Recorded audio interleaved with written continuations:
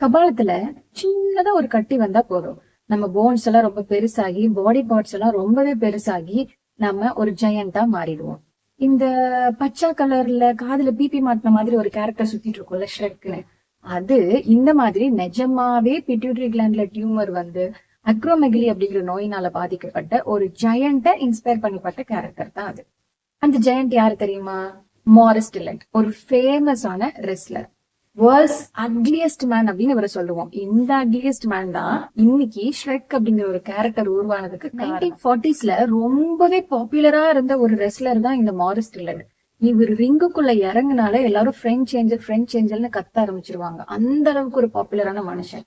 ஆனா world's ugliest மேன French ஏஞ்சல்னு ரிங்குக்குள்ள சொல்றாங்க. அப்போ எவ்வளவு ஐரனிக்கா பேர் வச்சிருக்காங்கன்னு. ரெஸ்லிங்ல மட்டும் இல்ல, வெயிட் லிப்டிங்லயும் 2 டைம் இவரு வேர்ல்ட் சாம்பியன்ஷிப் வாங்கியிருக்காரு. அந்த அளவுக்கு ரொம்பவே பாப்புலரான ஒரு ரொம்பவே டேலண்டடான ஒரு 1903 பிறந்த இவரை இவங்க அம்மா பார்த்துட்டு இன்னசென்ட் ஃபேஸா இருக்காரு அப்படின்னு ஏஞ்சல்னு அன்போட அழைச்சிருப்பாங்க.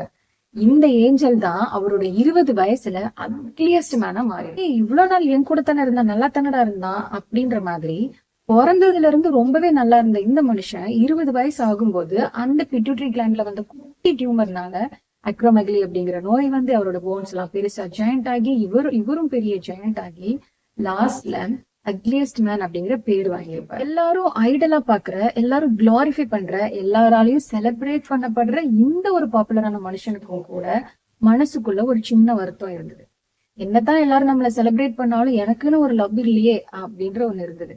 ஏன்னா இவர் அக்லியா இருக்கிறதுனால எல்லாரும் செலிப்ரேட் பண்ணாங்களே தவிர யாரும் இவர் கூட லவ் அப்படின்ற ஒரு விஷயத்த கொண்டு வரவே இல்லை.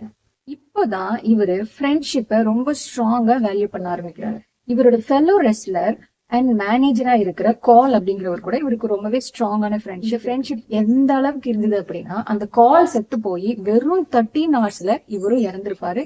2 பேரையும் ஒரே இடத்துல பரி பண்ணிருப்பாங்க. கால் லங் கேன்சர்னால இறந்து போனாரு. அவர் இறந்து 13 ஹவர்ஸ், ஆக்சுவலி இந்த நியூஸ் இவரை ரீச் பண்ண கொஞ்ச நேரத்திலேயே இவரு ஹார்ட் அட்டாக் வந்து இறந்து போயிருப்பாரு. 2 பேரையும் ஒரே இடத்துல பரி பண்ணிருக்காங்க. அவ்வளவு ஸ்ட்ராங்கா இருந்தது அவங்களோட ஃப்ரெண்ட்ஷிப். சாவல கூட இந்த ஃப்ரெண்ட்ஷிப்பை யாராலையும் பிரிக்க முடியல.